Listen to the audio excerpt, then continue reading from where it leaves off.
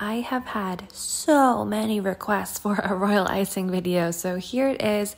I'm going to demonstrate the two kind of main ways of making royal icing. They're both insanely simple. The main difference is one uses egg whites and one uses meringue powder or something similar. Let's start out with the egg white version. You just want to have some egg whites. I like to start off with room temperature, though you don't necessarily have to. Room temperature egg whites tend to whip up more quickly and a little bit better. So again, it's not like the recipe will go completely wrong if you take them straight from your refrigerator, but it is maybe just going to go a bit smoother if they're room temperature. After they get just a touch frothy, I added in a bit of cream of tartar. That is just going to help with the structure of making this kind of meringue-like substance. A lot of times when you're using egg whites and whipping up egg whites, you're going to see a bit of cream of tartar in the recipe just for kind of stabilization and structure.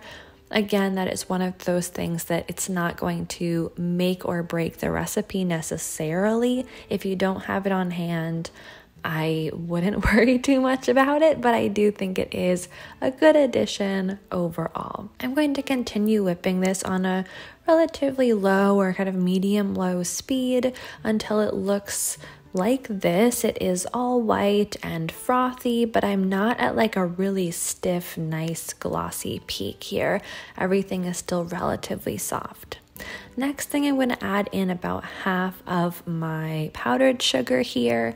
If you are using a powdered sugar that maybe is a little bit older or looks a little bit lumpy, you definitely want to sift that. Otherwise, if you just opened a new bag of a good quality powdered sugar, personally, I don't take the time to sift that because usually it is really nice, but it is something that could interfere with the royal icing a little bit later on. So it's always a good idea to sift that if you have the time or if you think it might need it. After all of the powdered sugar is incorporated, I'm just going to continue whisking this in my mixer, scraping down the sides of my bowl as I go. Because I'm just making this small batch of royal icing for some macaron decoration and just as a tutorial, you know, especially with macarons, a little bit goes a really long way. If I were making stuff for sugar cookies or a larger batch, it wouldn't be quite as necessary to keep an eye on this, but the really small amount, a lot can fly up on the sides of your bowl. You can add in any extracts or food colorings, things like that in here, and you want to get your royal icing to a stiff peak before you add in like water or loosen it up a bit. I'm going to stop here at this stiff peak, get it out of my bowl, cover it with plastic wrap while I make this second version that is water and meringue powder, but otherwise it's going to be exactly the same process. I am going to whisk this just a tiny little bit kind of by hand. Again, when you're dealing with such a small quantity, it can be a little bit more challenging than when you're making a really large batch. So you want to really be careful that all of the ingredients actually are incorporated. They're not stuck on the side of the bowl. But whether you're doing this with egg whites or you're using meringue powder, you're getting that first ingredient, the first little bit to kind of a whipped, soft, medium-ish peak, and then you're adding in your powdered sugar, continuing to mix. Once it's incorporated, you're continuing to mix until it gets to a really stiff peak. And then you kind of go from there and you adjust it to whatever the consistency is that you need it. The one really big thing to keep in mind as you are making royal icing is you do not want to go too quickly. You do not want to put this on high speed, especially if you're using a whisk attachment like I am doing here. I'm not terribly concerned about it. If I were flooding cookies, I would probably have switched over to a paddle attachment, but you don't want air bubbles in here. You don't want large air bubbles in here. So going on high speed, trying to go faster, it really is not going to work out in the end. Royal icing also hardens really quite quickly. So whenever you are not actively using it, you should always have it covered with plastic wrap or in a piping bag.